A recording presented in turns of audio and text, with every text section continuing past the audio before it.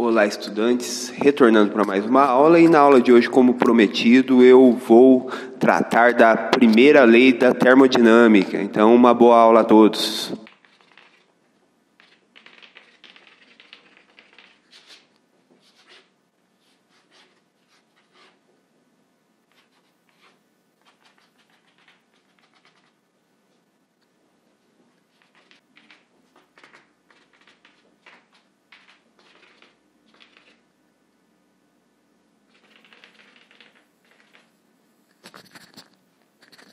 Iniciamos aqui com o sistema termodinâmico para explicar a primeira lei da termodinâmica. Então, o meu sistema termodinâmico é o seguinte: eu tenho um gás isolado adiabaticamente em equilíbrio termodinâmico. O que nós podemos afirmar deste sistema termodinâmico é o seguinte: se eu conheço duas variáveis desse sistema, eu posso determinar a terceira. Então, o sistema termodinâmico em si, ele fica determinado apenas por um conjunto de um par de variáveis, tá? Então, conhecendo o número de partículas, se eu tenho pressão e volume, eu consigo determinar a que temperatura está esse meu sistema de termodinâmico em equilíbrio.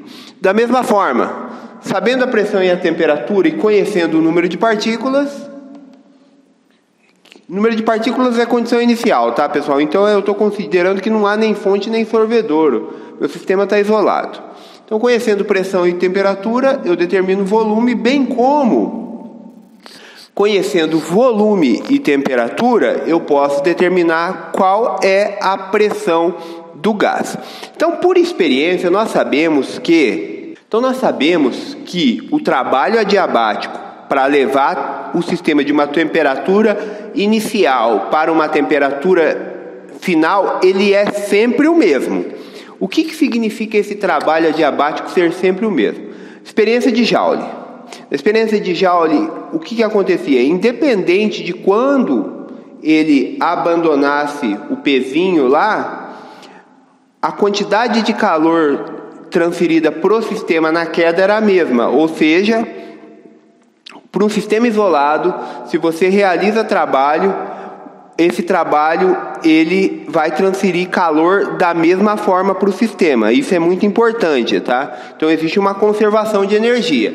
Então, por exemplo, aqui, se eu produzo uma compressão adiabática, no caso aqui, esse sistema ele está num volume inicial e passa para um volume final com uma pressão final.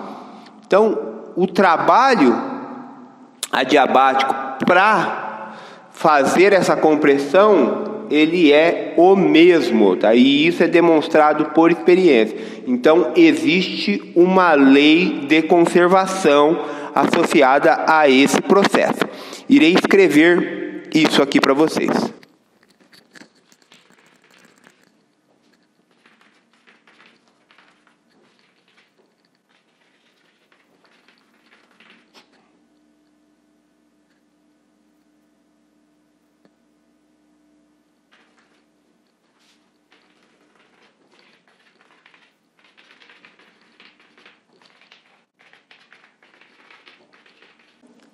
Lendo o que eu escrevi aqui, que descreve exatamente o que eu falei anteriormente, então o experimento de Joule ele demonstrou que o trabalho adiabático necessário para passar de um estado I para F, no caso, estado I para F é um estado de temperatura I para uma temperatura F, é sempre o mesmo.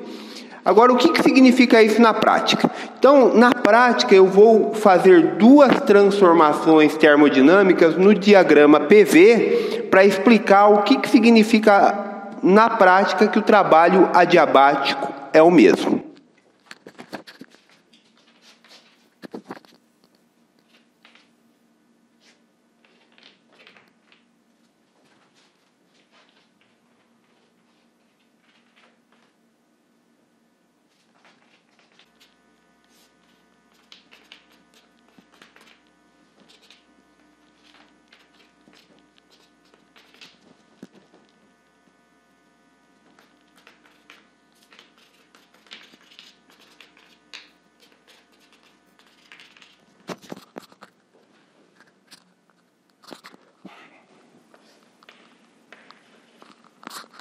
Então, que nós temos aqui? Nós temos uma situação aqui, nós podemos pensar nesse sistema termodinâmico aqui. Então, vamos olhar para a situação A. Eu estou partindo de um estado inicial, onde eu tenho PI e VI. E aí eu faço uma compressão adiabática. E o que é compressão adiabática? Compressão adiabática é você pegar, comprimir o êmbolo com o sistema isolado. Consequentemente, o seu gás ele irá aquecer. Então, realizei uma compressão adiabática como primeira transformação, meu sistema entrou em equilíbrio termodinâmico, e aí, eu aumentei a pressão sem mexer no volume. Então, para eu aumentar a pressão com volume constante, no caso aqui eu tenho que pensar que eu tenho uma resistência aqui que transfere calor. Então, transferi calor para o sistema, meu sistema ele chegou a esse estado final aqui, que é PF-VF. E o que significa isso, tá? O que significa é que eu posso alterar o meu estado termodinâmico do meu sistema, ou realizando trabalho ou transferindo calor. Então, eu fui do meu estado inicial para o final, primeiramente realizando trabalho, depois transferindo calor. Então, eu realizei trabalho sobre o sistema e transferi calor para o sistema. Eu posso ir para esse mesmo estado termodinâmico final por um caminho alternativo. E qual é este caminho alternativo? Esse caminho alternativo é, inicialmente, eu transfiro calor, ou seja, eu vou lá, aqueço o meu gás através de uma resistência, e depois eu realizo o trabalho adiabático, levando esse gás para uma pressão e volume final, realizando o trabalho. Ou seja, eu empurro o êmbolo lá, aplico uma força, empurro o êmbolo, consequentemente eu desloco o êmbolo, realizo o trabalho e, consequentemente, eu levo o meu gás para o mesmo estado final. E aí, por que isso, professor? Por que você está fazendo isso? Então, a experiência de Joule, ela diz que o trabalho adiabático, ele é o mesmo em ambos os caminhos. E o que significa isso? Significa que, como o trabalho adiabático independe do caminho, eu posso associar ao meu sistema uma função que depende apenas da configuração final e inicial. E isso nós já fizemos no curso de mecânica. Estão lembrados que, por exemplo, aqui, na mecânica, vamos colocar mecânica aqui só para vocês entenderem, e aí nós podemos definir essa função que é a primeira lei da termodinâmica. Então, na mecânica, nós temos uma seguinte situação aqui. Então, se eu abandonar um corpo num plano inclinado, com altura h, ou abandonar um corpo em queda livre a uma altura h, em ambas as situações, o trabalho da força-peso é o mesmo. Ele independe do caminho. Ou seja, estando em queda livre ou descendo um plano inclinado, o trabalho da força-peso ele é única e exclusivamente determinado por essa altura. E aqui o trabalho das compressões adiabáticas aqui, ele é o mesmo, independendo de como eu fiz esta transformação, se eu comprimi adiabaticamente e transferi calor, ou se eu transferi calor e comprimi adiabaticamente. Então eu tenho uma situação semelhante. E nessa situação aqui, quando o trabalho independe do caminho, eu poderia associar a esta força em que está associada a esse trabalho uma função potencial que depende somente da configuração do sistema. No caso aqui, essa função potencial ela depende somente da altura.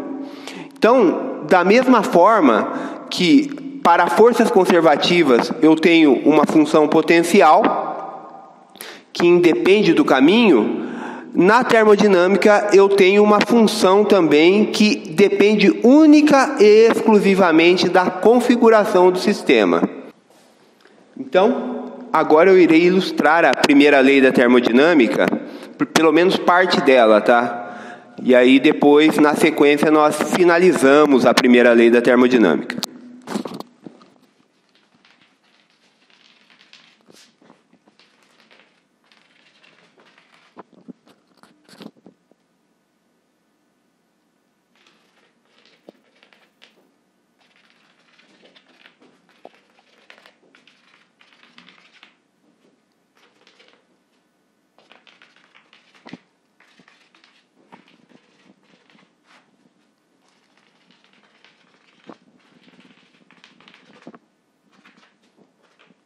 Da mesma forma que existe uma função que, no caso da mecânica, depende apenas da configuração do sistema, quando eu tenho forças conservativas, então a primeira lei da termodinâmica ela diz o seguinte: existe uma função de estado termodinâmico que se chama energia interna, ela é designada pela letra U, cuja variação dessa função, o F menos o I, é igual ao trabalho adiabático necessário para levar o sistema de uma configuração inicial para o final. Ou seja, a variação ΔU é menos o trabalho adiabático. Por que o sinal negativo aqui?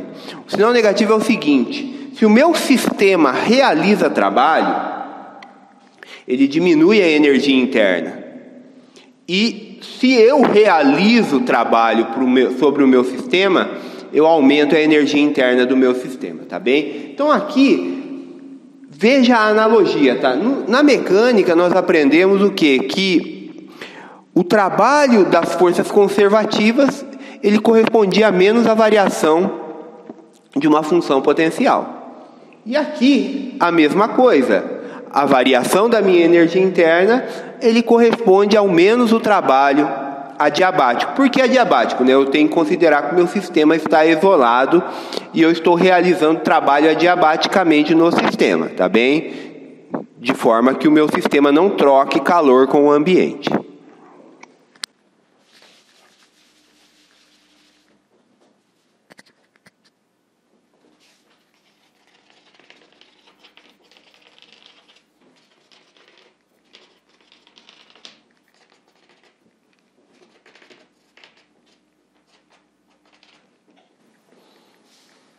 Então, a energia interna, como uma função de estado, ela é especificada por duas variáveis, sempre um par de variáveis. Então, eu posso escrever a energia interna como função da pressão e do volume, ou seja, aqui eu estou saindo de um estado de pressão e volume inicial para um estado de pressão e volume final, consequentemente, variando a minha energia interna.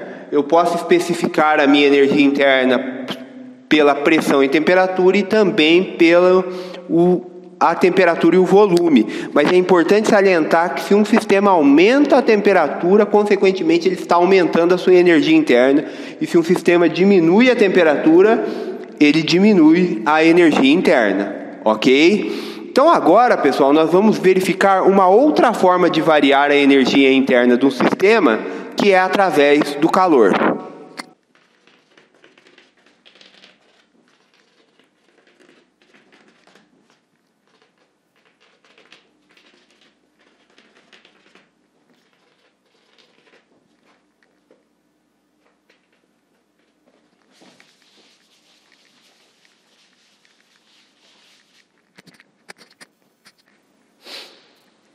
Então, uma outra forma de alterar a energia interna do meu sistema é por processos não adiabáticos, ou seja, transferindo ou retirando calor.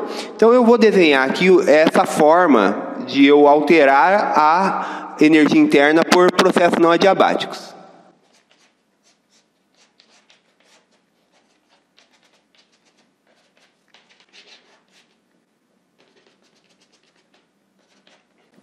Então, supondo aqui que eu posso colocar o meu sistema em contato aqui como com o reservatório térmico. Então essa ideia de reservatório ela é muito importante. O que é reservatório? Eu tenho que pensar que esse sistema aqui ele é muito grande, tem uma capacidade térmica infinita, ou seja, ele tem que ter massa infinita. Então vamos pensar o seguinte aqui, ó. Parque do Lago. Você coloca uma latinha de cerveja lá no Parque do Lago e a cerveja está gelada, tá? Temperatura, sei lá, próximo de 0 graus. A minha pergunta é: essa latinha de cerveja, ela vai mudar a temperatura da água do lago? Ela vai resfriar o lago? Ou a minha lata de cerveja, ela vai, no equilíbrio termodinâmico, ficar com a mesma temperatura do lago? Obviamente que o que acontece no lago é que a temperatura da latinha de cerveja, ela vai ficar com a mesma temperatura do lago. Então, porque a lata de cerveja é um sistema muito pequeno, ela tem capacidade térmica muito pequena comparado com a capacidade térmica do lago.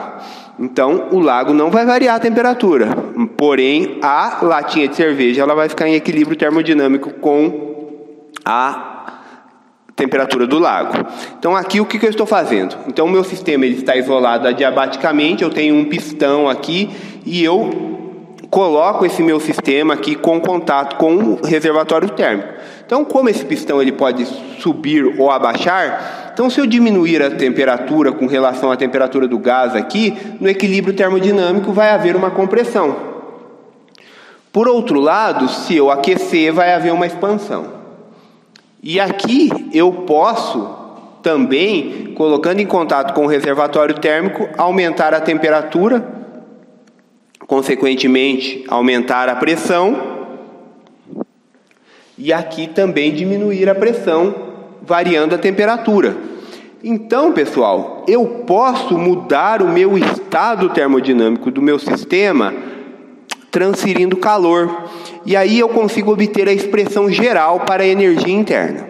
Então, como eu posso alterar o estado do meu sistema através de trabalho adiabático, e além disso eu posso alterar o estado termodinâmico do meu sistema transferindo calor, a energia interna, a expressão para a energia interna, que é a primeira lei da termodinâmica, ela é uma expressão de conservação de energia.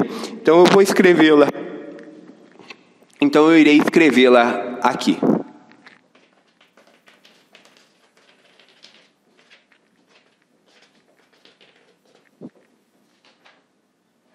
Então a primeira lei da termodinâmica, que é a variação da energia interna, ela pode ser escrita dessa forma. Então, a variação da energia interna do sistema, ou seja, o estado está passando de uma pressão e volume final, inicial para uma pressão e volume final, ou qualquer uma dessas duas variáveis, pressão e temperatura, temperatura e volume, inicial para final, eu posso fazer isso o quê? Transferindo calor para o meu sistema, ou retirando calor do meu sistema e realizando trabalho adiabático, ou o sistema realizando trabalho adiabático. Então, desta forma aqui, eu posso variar a energia interna do meu sistema. Ou seja, a variação da energia interna nada mais é que uma lei de conservação de energia. Ou seja, se eu transfiro calor para o meu sistema, o que vai acontecer? O meu sistema ele tem que aumentar a energia interna. Ou seja, vamos pensar o seguinte, não realizei trabalho adiabático. Esquece trabalho adiabático. Vamos pensar nessa situação aqui. Aqueci esse gás de forma que aumente a pressão a volume constante. Se aumenta a pressão a volume constante, consequentemente aumentou minha temperatura, então aumentou minha energia interna. Então essa energia que eu injetei no meu sistema, ela tem que estar no meu sistema através da variação da minha energia interna. Ou resfriei meu gás aqui. Então mantive o volume constante e diminuir pressão e temperatura. Consequentemente, minha energia interna diminuiu. Então, vamos olhar para o processo adiabático aqui, onde eu não transfiro calor.